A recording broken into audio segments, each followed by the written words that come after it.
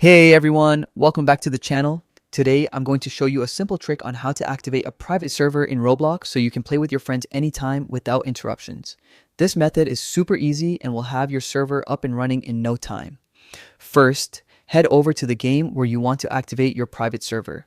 Scroll down until you see the server section at the bottom. Here, you might notice your server is currently inactive.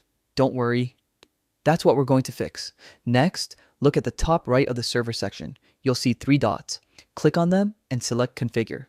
This will open the settings for your server. Now, here's the important part. Make sure to switch on Allow Joining. This will let players enter your server. You can also allow connections and add specific members if you want to control who joins.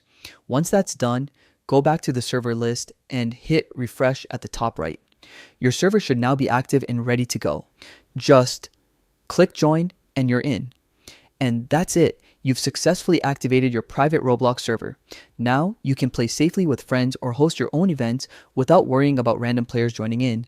If you found this tutorial helpful, don't forget to like the video and subscribe for more Roblox tips and tricks. Thanks for watching, and I'll see you in the next video.